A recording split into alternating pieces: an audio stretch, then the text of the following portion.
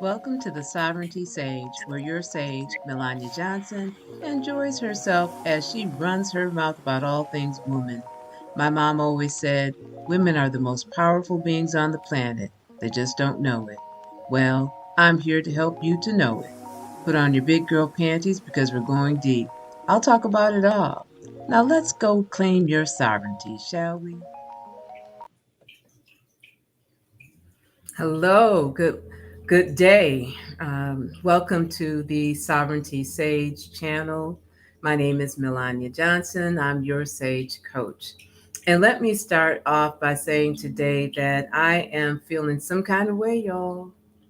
This is today after the United States election for president, and we have opted not to have someone lead our country, a woman, that is in tune with our needs and the protections of our rights. And I can only say that it is a very sad day for me. And the depths of my sadness really have no words. But I'm here today because the work that we need to do to empower women, to have a collective movement that protects our rights and protects us, that work remains. And I believe that is my life's work. So here we are today, season 1, episode 5. What if your feelings of woe are just a call for more self care? I want to frame this conversation today uh, using the PQ intelligence or the positive intelligence uh, uh, framework for dealing with our mental fitness and our mental health. We have a number of saboteurs. One of my top saboteurs was the victim. And I'm telling you, it is quite a saboteur, right? And I also want to frame this in saying that our saboteurs are there to protect us, or so they think. But I want to share with you a description of what this does, this who this saboteur is, and maybe you can see whether this is one of your top saboteurs. The saboteur definition kind of surprised me. Tends to seek attention and affection through emotional displays and intense focus on internal and often painful feelings. Responds to criticism by withdrawing or sulking or showing dramatic and temperamental behavior, and often feels like giving up when faced with challenges. Repressed anger can lead to depression, apathy, fatigue, and unconscious attachment to difficulties. Believe no one understands or appreciates their unique struggles, leading to self pity and the desire for rescue. Frequently broods over negative feelings, experiences loneliness, and harbors feelings of melancholy, envy, and abandonment. Finds justification in viewing sadness as sophisticated, deserving of attention and sympathy. Focus on internal suffering drains vitality, often pushing others away and leaving them feeling frustrated or helpless. And this saboteur is rooted in early experiences of not feeling accepted. The victim role becomes a strategy to elicit affection from otherwise inattentive people, creating a false sense of aliveness. That's a lot to digest, ain't it? Well, that was my top saboteur. And the description of that saboteur, the victim saboteur, initially made me feel shame. That's nothing like playing the victim, right? But it did. It made me feel shame because I had not realized that some of my motivation in my relationships may have been to simply get attention and to be seen. And I didn't know that that was a part of me. I don't even know how that has shown up in my relationships or what that looked like, or if even other people saw that in me. But it's funny that my first instinct was to feel shame and not a sense of compassion for myself, because what I'm going to say is that this is not about feeling sorry for yourself. It is identifying that there are deep wells of sorrow within us that need healing. See, what the victim saboteur is telling us is that there is sorrow within us that needs healing. I always saw myself as the glass half full kind of gal. I always saw myself as a positive thinker, and I am. And I think now when I really look at this and reframe this, I think that my childhood, the dysfunction within our home, the violence, the abusive language, the infidelities, the toxic environment there has played to create some of this victim mentality. I'm not blaming all my woes on my parents, right? But you cannot deny that our environments, that our upbringing, that where we reside influences who we are. There is also the reality of being Black in America, being rejected, being seen as less than, seeing people victimized makes you feel that the forces are working against you and that you are an underdog. And I don't know if I necessarily expressed those feelings to others, but I secretly felt sorry for myself. And I want to let you know what this looked like. I felt that others always had some type of advantage over me. They were smarter, they were prettier, they had better families, they were better situated for the to advance in the world, more talented, more thinner, more likely to succeed. You name that. You name what it looks like for you. And my mom used to joke about herself, Margie, if I didn't have bad luck, I wouldn't have any luck at all. And I kind of felt that there was this cloud that hung over me, that the gods were not smiling down on me. So to add to this sense of victimization, I lost my mom when I was young. I was 28 years old. And some people have lost their mom or parents at a younger age, but still 28 is young. Our brains, our minds don't fully form until we're like, what, 25, 26 years old? There were so many questions in life I still had for her and still do. That was a devastating blow for me. We had our differences, right? But at the end of the day, she was my mom. And my love for her, even to this day, is one of the deepest loves I've ever had for any human in my life. So her sudden loss was quite devastating. When I was 43 years old, I lost my only sibling. He and my father were sick at the same time, and then I lost him only after watching him suffer a debilitating and sad death.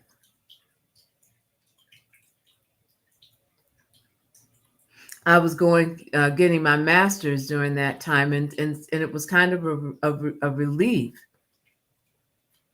to be able to think about something else. But I spent a whole lot of my time as an adult feeling like I was orphaned, like I was alone, like I didn't have family. I always, since speaking of family, I always felt some sense of a disadvantage because of my family and because of the chaos and because of my childhood. And I always felt that maybe under different circumstances, I would have had a different life. And that may be true. But then again, I would not be me. And I probably wouldn't be sitting in front of you now. I wouldn't have been Melania. So despite the dysfunction, do understand that a lot was poured into me and to my foundation. My mother poured a lot into me, and I'm grateful for that. So when we talk about trauma, victimization, we also have to talk about trauma in terms of victimization. And I want to say this: there are a lot of people out there who have under withstood some very heinous events and unthinkable events, and they are truly victimized. And so my talk today is not to diminish their realities. I have nothing but deep empathy and sympathy and respect for their journey and hope for their complete healing. I'm framing this talk about victimization based on me and some of my experiences in hopes that you may see some similarities and understand that regardless of what you're going through, that there is a way past it. But I don't want to minimize the severe victimization that some of us in this world have and are experiencing. So when I look at the victimization saboteur that has resided within me, it has been born from trauma. It has been born from environmental factors. It's born from mindsets of powerlessness.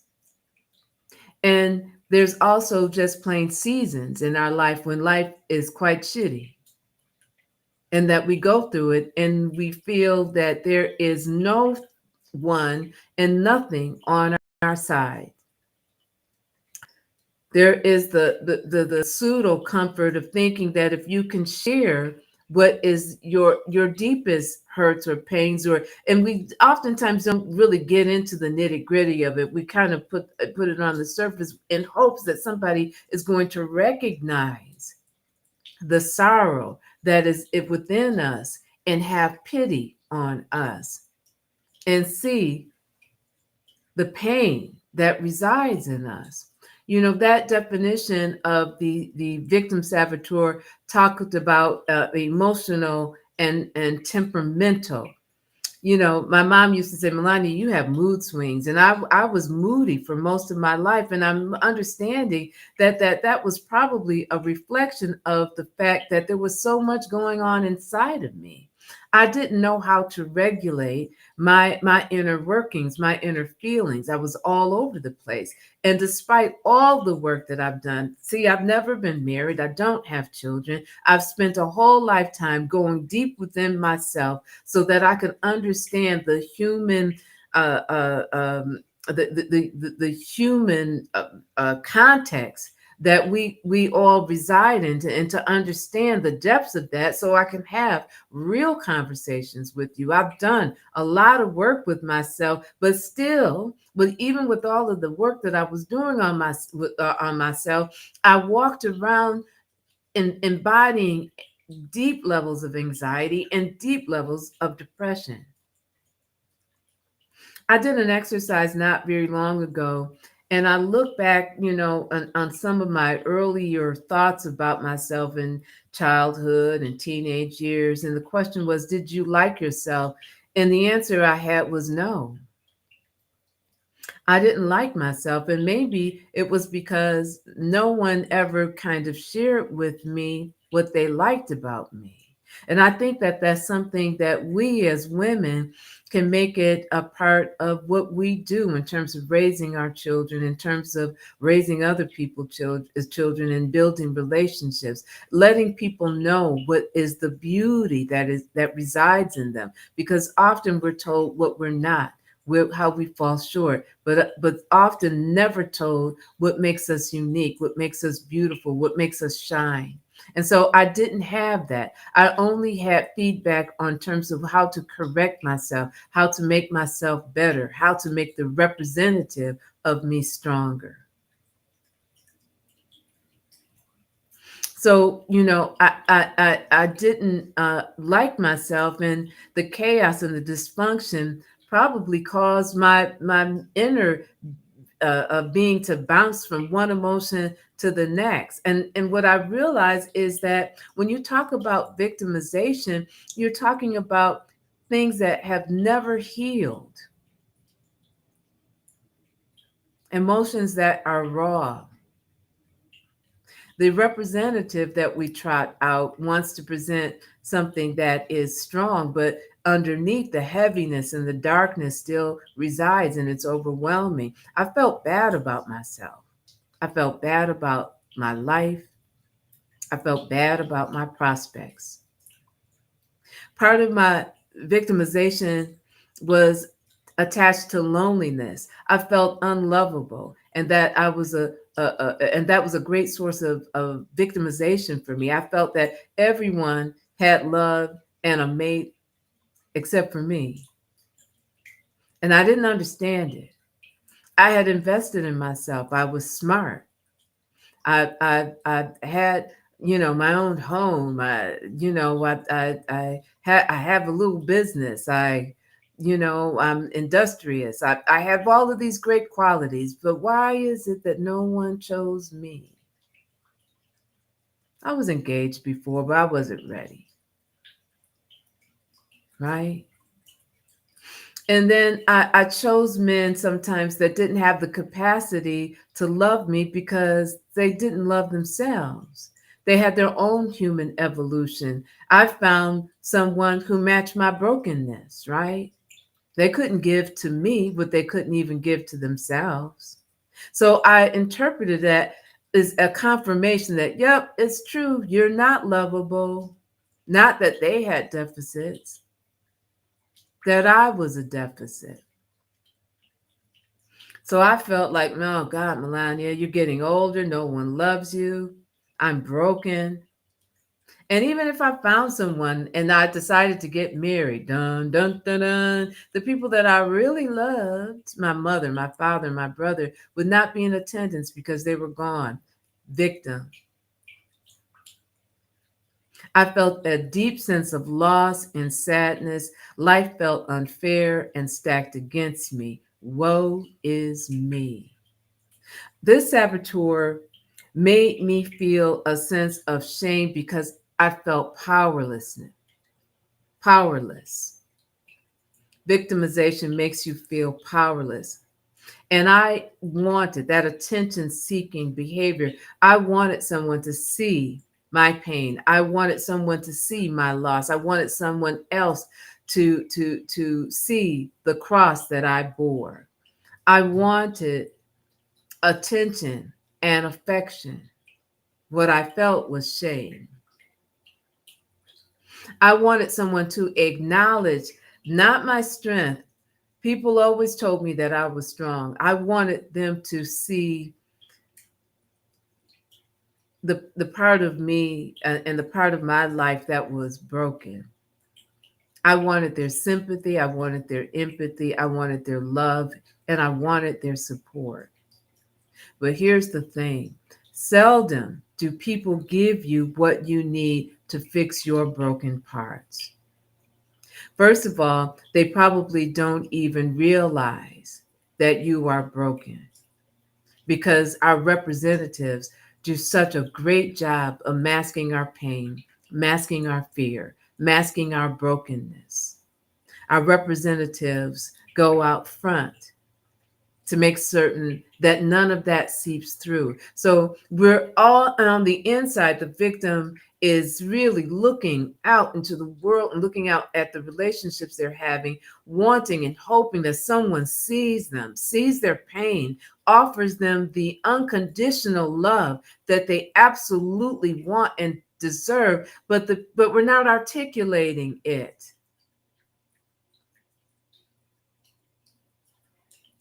There is a focus on feelings for the victim saboteur.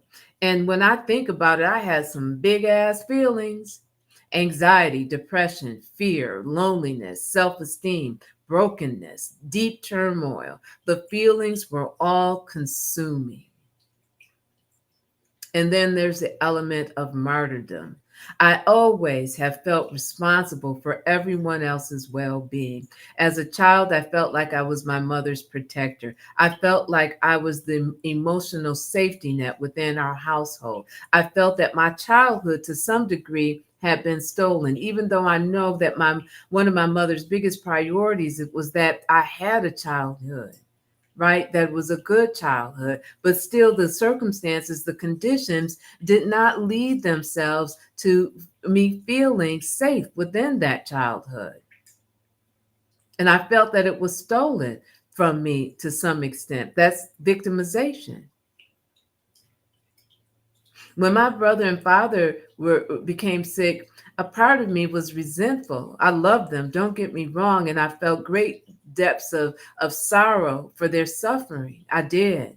But I also felt great depths of sorrow for my own suffering because then they needed me. I was in the prime of my life, trying to get an advanced degree, working as a single person, doing my thing, trying to get through the turmoil that was within me. And I was being asked once again to take care of someone else, of people who had lived the lives that they had wanted to live. My father prioritized being in the bars and other women over our family and spending time with my brother and myself and my mother. But yet and still I was expected to be there to help take care of him in his infirmity. My brother lived his life, but yet now it's upon me in my prime. I felt like a martyr and I felt angry. Anger has been with me for a long time. I can think back when I was younger, and I remember being angry about something and taking my knee and ramming it into a wall. And I'm not talking about the plaster board that we have today. I'm talking about a wall that was cement and putting a dent in it. I was that angry. I remember when I was a praying person as a youth, I knew that the anger that was inside of me, I didn't know where it came from and I didn't know why it existed, but instinctively I understood that it wasn't a good thing for it to reside inside of me. So I would pray to God to take my anger and to make something beautiful with it. I believe that God had the power to transform this anger into something beautiful because I knew that it couldn't live within me and I knew that I could not unleash it into the world. But anger has been with me for a long time. It has always felt that I was sacrificing myself, and that anger felt like victimized me. So, is it woe or just a call for more self care? Is our victimization just really an indicator that we need to take deeper care of ourselves? Parental rejection. Okay, part of that definition is feeling rejected, right? Feeling that a father who couldn't bother being at home, even though he lived with us. There were other things that made him conspicuously absent from our home.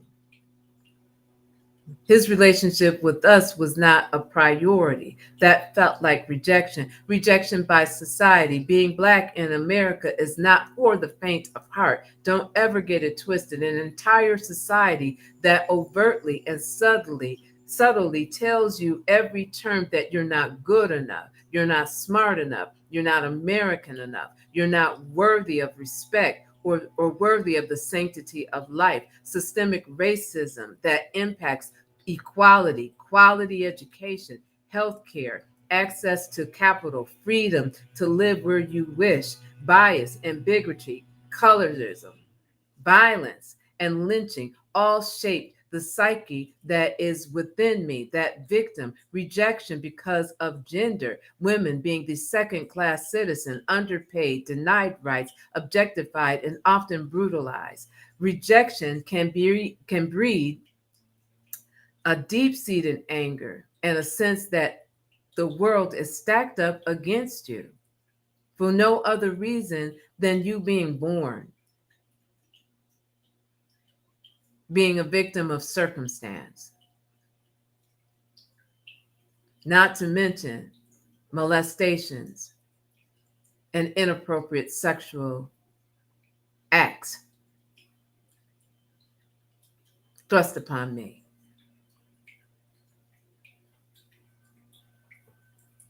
So, given that reality, it's easy to see why I might feel some sense of victimization, and maybe why I may have secretly craved attention and care.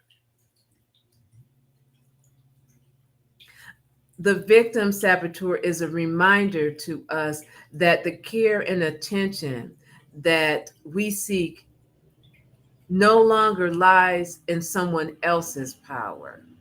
We have the power to recognize that woe is me is not empowering, but demotivating. It zaps our energy and makes us think that there's no way around the pain, but there is. Self care helps us to hear our own needs and to provide the care we need to heal and to grow our strength and to reclaim our power.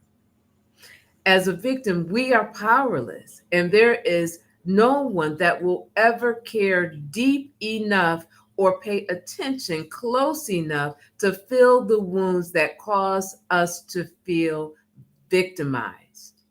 Only you have the power to do that for yourself. Only you have the power. It is not someone else's job. And when we put that expectation and when we put that power in someone else's hands and they fail at giving us what we need, we then feel a confirmation of our victimization. So we have to break the cycle and stop looking outside of ourselves for consolation. So, how do we combat this formidable adversary? First, we have to recognize that it exists and that sometimes we're hijacked by uh, the mindset of the saboteur. See, so the saboteur of victimization goes far back with me, which means that my mind, my mental map, my brain has been conditioned to believe in the victim mentality. So that means that I need to recognize when I am in victimization mode and then to redirect those thoughts. I have to break those thoughts. And I depend on my mental fitness practice for that. I've talked to you about the PQ intelligence practice, but in the midst of when I'm feeling, because your body tells you, "Whoop, I'm feeling woe is me," and I stop and I go, "Okay, I see you. I recognize you, victimization, saboteur. I hear your voice." And instead of having shame and anger, I then reach within myself to have patience and compassion because the victim saboteur is telling me that I am experiencing some form of sorrow. So I take a moment to understand where I'm at in that moment, and then I do something. It could be deep breathing, taking a few deep breaths. It could be something tactile, rubbing my fingers together, rubbing my hands together, finding a surface to take my mind away from going down that spiral that the saboteur will take us, but in redirecting it. It could be listening to something in auditory, focusing in on something, or focusing in on something visual, but breaking that link to the saboteur's thinking. And then learning in the moment to ask, what is it that I need in this moment? The victim saboteur is telling me that I have needs. What is it that I need to do for myself in this moment? What do I need to pay attention to? What do I need to give you?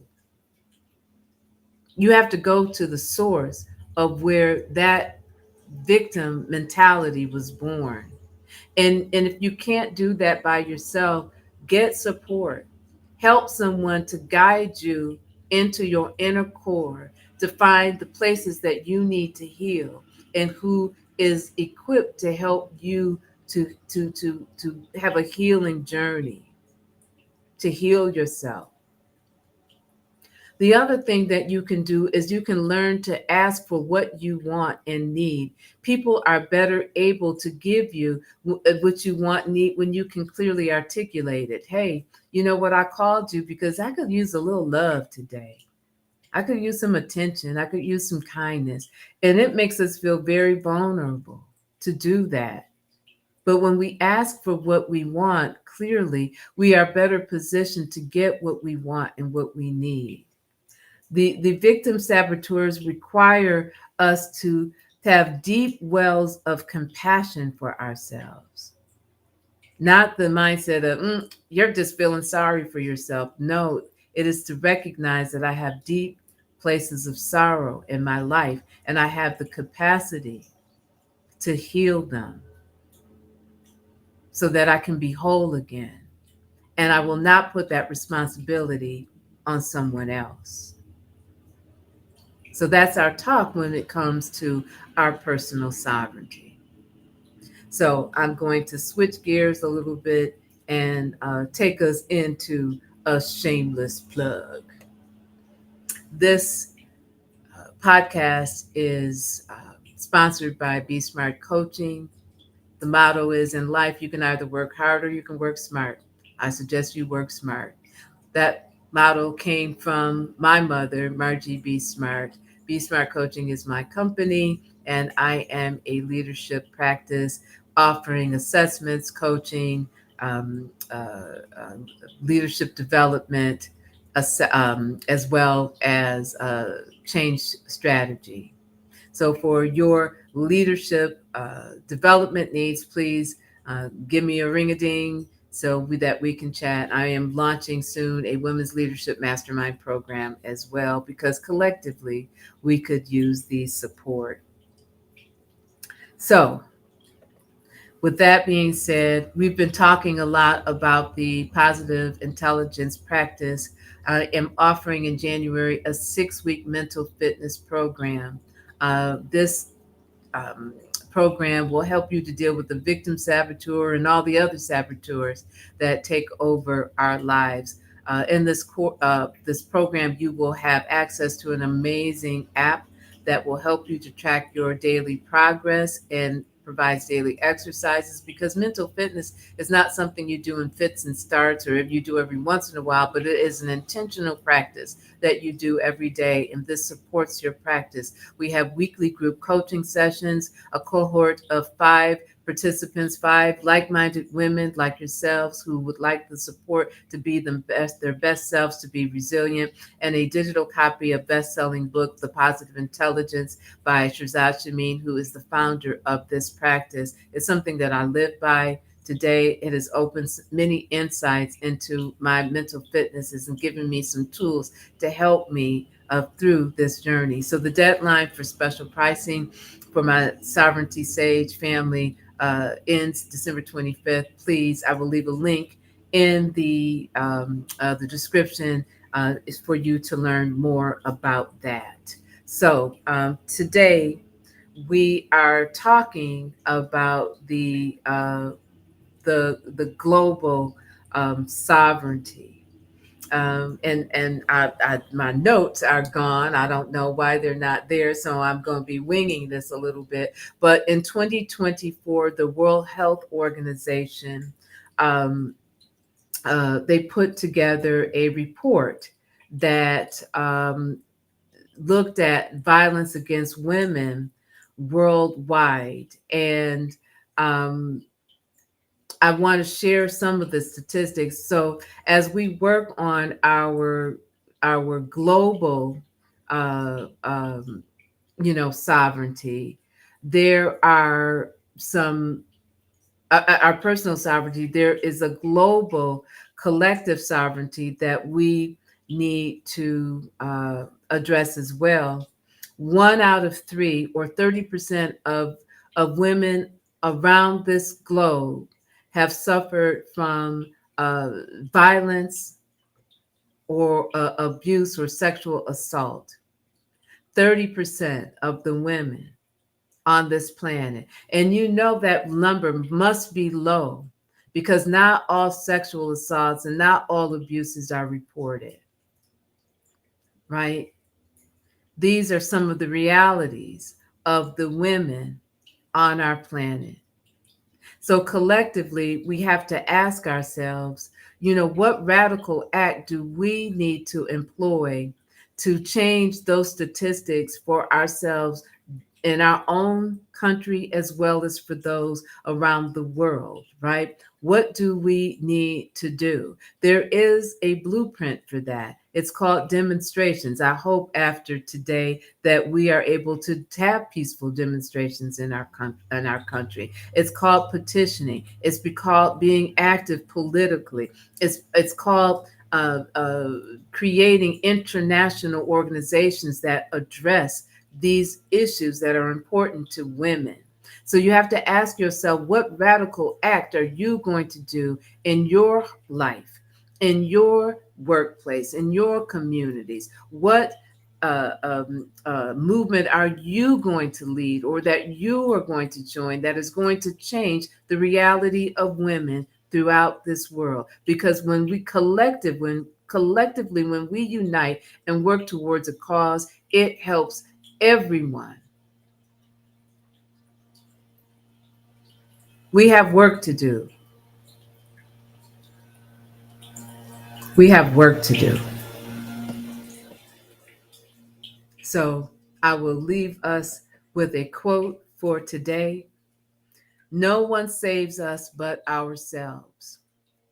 No one can and no one may. We ourselves must walk the path. Buddha.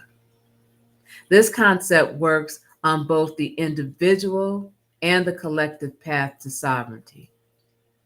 Individually, no one is going to save us. No one's going to save me. No one's going to save you. Only I can save me. Only I can cure the victimized mindset that I have been carrying around that keeps me powerless and keeps me seeking attention and not getting it. Only you can change that for yourself.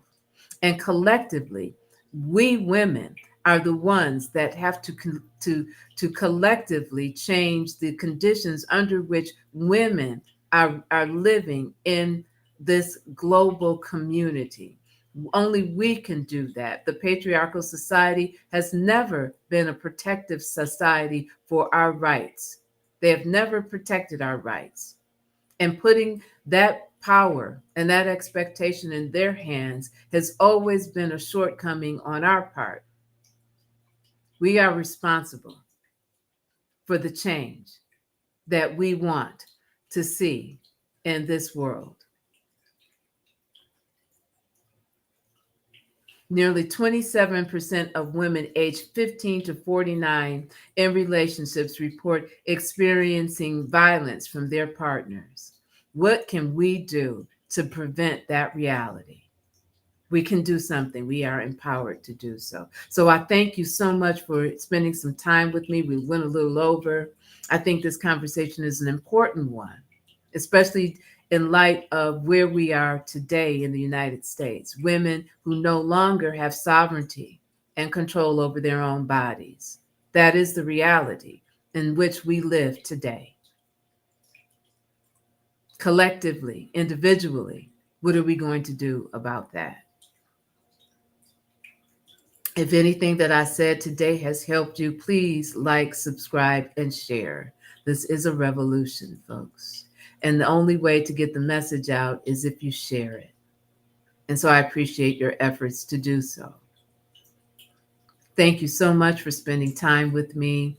I will be back here next Wednesday, 12 p.m. Please join me. Thank you. And be compassionate with yourselves. Thanks for joining me today. I hope you tapped into your powers.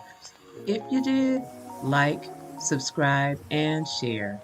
I'm here every Saturday at 9 a.m. for your empowerment. Now go rule your world. and claim your sovereignty.